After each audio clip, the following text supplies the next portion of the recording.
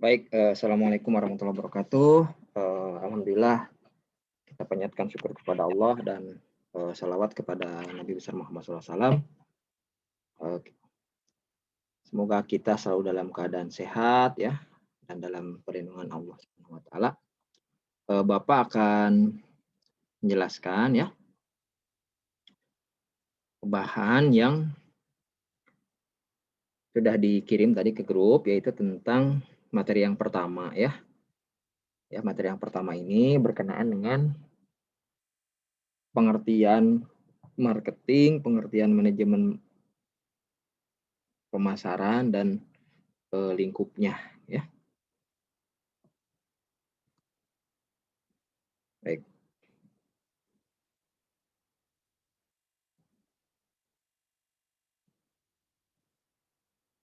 Baik, sebelumnya kita sudah membahas ya pada saat penyusunan RPS ya, apa yang akan dimiliki oleh mahasiswa yang belajar marketing 1 ya. Dan ini patokannya ya. Jadi berkenaan dengan attitude ya, lalu berkenaan dengan pengetahuannya ya, keterampilannya ya. Dia harus mampu menyusun rencana pemasaran gitu ya, dan itu didasarkan oleh konsep teori yang benar ya tentang manajemen pemasaran, baik itu sisi perencanaan, pelaksanaan, dan pengendaliannya, dan nanti pada akhirnya bisa membuat keputusan strategis ya. Ketika dalam prakteknya pemasaran mengalami berbagai masalah-masalah, maka kita bisa mengatasinya. Dan secara lebih luas lagi, menguasai iptek ya, internet dan sebagainya, aplikasi dan sebagainya harus kita kuasai. Ya, kalau kita bertanya apa sih pemasaran gitu ya, maka supaya tidak galau ada 2 definisi ya. Definisi yang pertama adalah pemasaran adalah aktivitas yang dilakukan oleh organisasi dalam melaksanakan proses penciptaan, ya, proses kreasi, proses mengkomunikasikan, communicating, dan proses menyampaikan atau delivering, and exchanging offering. Dan pada akhirnya itu terjadi pertukaran antara offering, ya, produk, ya. Produk akan dibeli oleh konsumen that have value for customer selama dia memiliki nilai, juga oleh klien, juga oleh mitra, dan juga oleh masyarakat secara umum. Itu pengertian marketing dari American Marketing Association. Kedua, menurut Coulter and Armstrong ya, marketing adalah proses di mana perusahaan ya, menciptakan nilai bagi pelanggan dan membangun hubungan yang kuat ya antara perusahaan dengan pelanggan ya, dalam rangka menciptakan nilai ya, menghasilkan nilai, menangkap nilai yang dalam hal ini dari pelanggan kepada perusahaan ya, dengan kata lain mencetak profit ya, menghasilkan profit.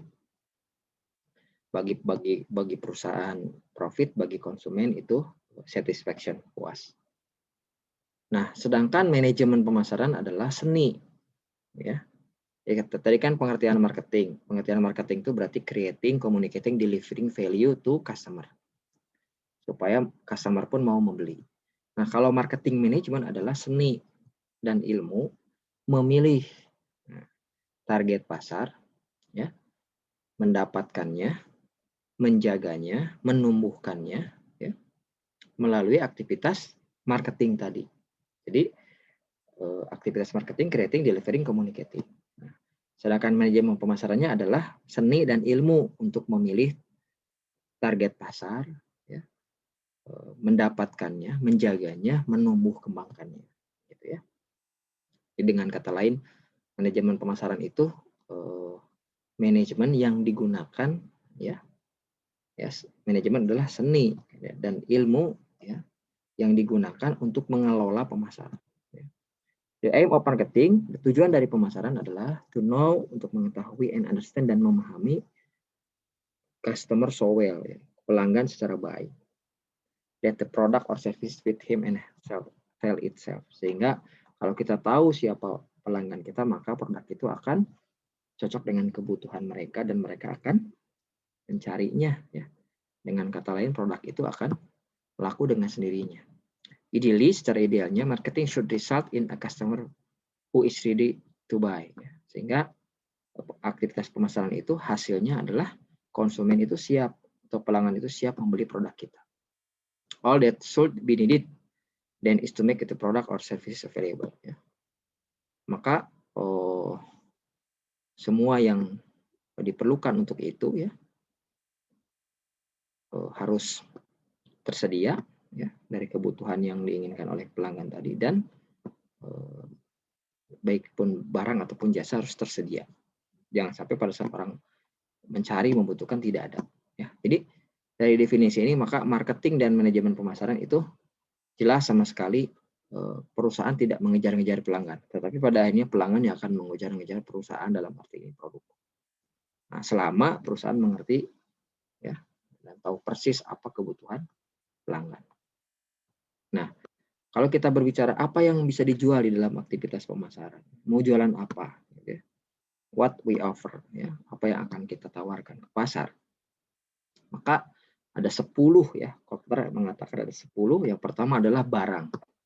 Ya, ini tentu saja produk yang berbentuk fisik, ya. Bisa itu berbentuk minuman, misalnya, sepatu misalnya, atau barang-barang kosmetik. Yang kedua adalah services, jasa. Dia tidak berbentuk fisik, ya, berbentuk sebuah layanan, meskipun ada alat-alat bantu. Ya, misalnya salon spa, car wash, ya, cuci mobil, aviation, industri penerbangan. Ini adalah jasa. Yang ketiga adalah event. Event atau acara, kegiatan itu ternyata sesuatu yang bisa di-offer di dalam marketing. Marketing offer itu ada event yang ketiga. Yang pertama tadi adalah goods, yang kedua adalah services, yang ketiga adalah event. Baik itu berbentuk olahraga, musik, atau event reuni misalnya. Yang keempat adalah experience, ya, pengalaman, ya. Kita menonton bioskop, kita datang ke satu Kimfak, ya, misalnya Trans Studio di sini, atau kita jalan-jalan, ya, traveling, itu juga adalah experience, ya. Jadi yang pertama goods, yang kedua services, yang ketiga event, yang keempat experience. Selanjutnya persons. Orang juga bisa dijual, bukan menjual orang dalam arti human trafficking, ya, tetapi sebagai sebuah profesi. Ada politikus, ada artis, ya, ada atlet. Itu mereka dalam industrinya sekarang sudah bisnis. Industri sepak bola itu sudah bisnis. Berapa nilai transfer Cristiano Ronaldo dari MU ke Real Madrid? 1,3 triliun. Lalu seorang Sule, ya, berapa kali dia tampil dalam satu episode, ya, sekitar 30-50 juta. Juga misalnya kalau kita melihat bagaimana seorang calon presiden, ya, calon gubernur, calon bupati ingin dipilih oleh masyarakat, dia menawarkan dirinya. Jadi person juga masuk, ya. Kemudian itu yang ke-5. Yang ke-6 adalah place, ya, tempat, ya, sehingga Pulau Bali misalnya, Paris misalnya, ya, siapa yang tidak ingin ke sana, Singapura misalnya, ya, kota yang sangat disiplin, ya, Paris terkenal sebagai kota yang sangat romantis, gitu, ya, mewakili apa ya, suasana love, ya, sehingga ada film Paris in Love. Bali misalnya itu punya eksotismenya, ya, punya keindahan alam, place, ya. Jadi coba diingat lagi, yang pertama adalah goods, yang kedua adalah just services, yang ketiga adalah event, yang keempat adalah experience, yang kelima adalah people, yang keenam adalah place, tempat. Dan ada lagi properties, ya. Properties ini adalah harta. Harta bisa dijual belikan, ya, berbentuk rumah, berbentuk saham, atau surat hutang atau obligasi.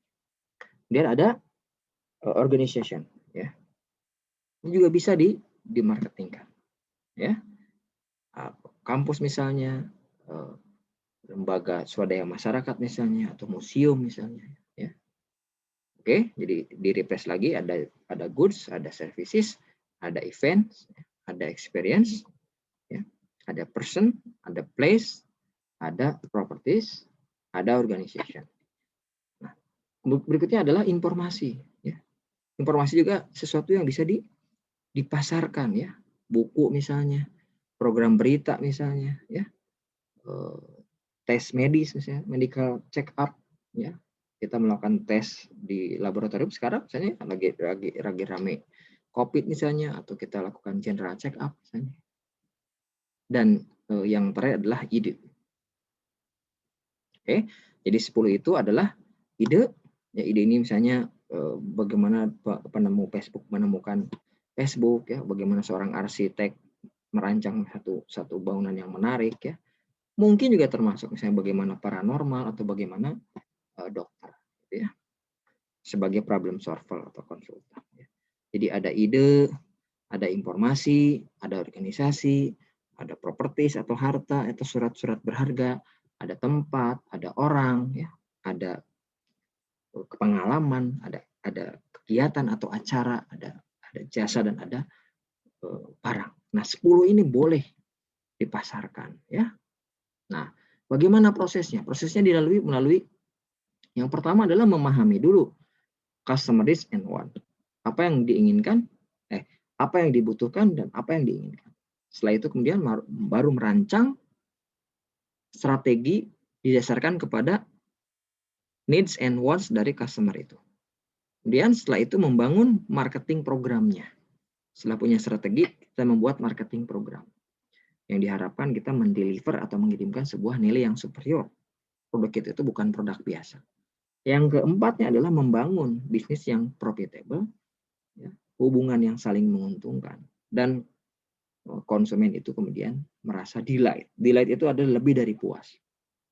Nah, pada akhirnya adalah capture value from customer to create profit and customer equity. Pada akhirnya ada profit dan ada ekuitas pelanggan. Ya, ekuitas pelanggan itu adalah modal bagi kita, bagi bisnis kita. Nah, secara pasar, ya, marketing itu ada 4 pasar. Ada pasar pemerintah, ya, ada pasar konsumen, ada pasar manufaktur atau supplier, ya, ada pasar sumber daya, ada pasar perantara. Nah, kelima pasar ini semuanya ada demand, ada permintaan, ya, dan ini alur hubungan antara pasar satu dengan pasar yang lain. Tentu yang paling kita sangat kenali, ya, sebagai mahasiswa, sebagai konsumen secara umum adalah pasar konsumen, di mana kita membeli produk, gitu ya. Oke, nah sekarang apa bedanya needs and wants, ya? Ya, needs and wants itu satu, yang namanya kebutuhan itu adalah potensi yang dimiliki oleh manusia untuk mempertahankan hidup. Maka orang memiliki kebutuhan untuk rekreasi, pendidikan, hiburan, makan, minum, dan sebagainya. Ya, nah ini kebutuhan.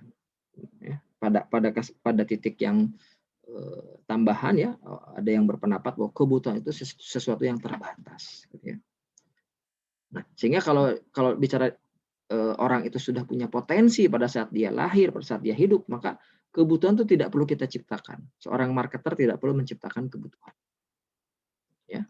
Kemudian juga dengan keinginan. Kalau keinginan itu lebih tidak terkendali, artinya kadang-kadang tidak terbatas kalau keinginan itu, ya. Tetapi kalau kebutuhan terbatas, artinya kalau kita ingin makan, ya masa sih sampai 10 piring, kita punya batasan, gitu.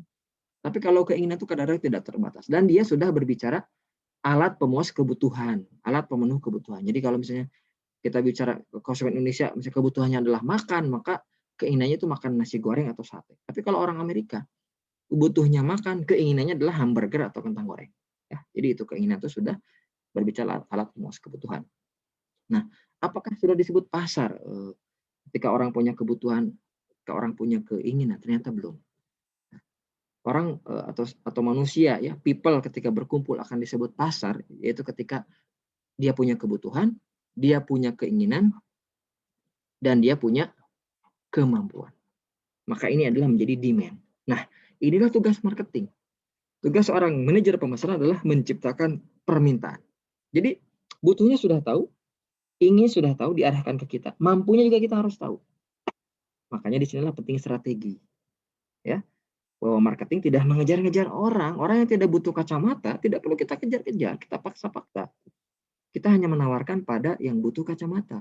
Kalau produk kita kacamata. Nah, bagaimana itu kita ketahui? Itulah tugas orang marketers, menciptakan permintaan. Ya, permintaan ada bermacam-macam. Ada permintaan yang negatif, ada permintaan yang belum real, ada permintaan yang masih tersembunyi atau latent demand, ada permintaan yang cenderung turun, ya, ada permintaan yang tidak reguler, tidak tetap, berubah-berubah, ada permintaan yang sudah penuh, tidak akan naik lagi, ya. Ada permintaan yang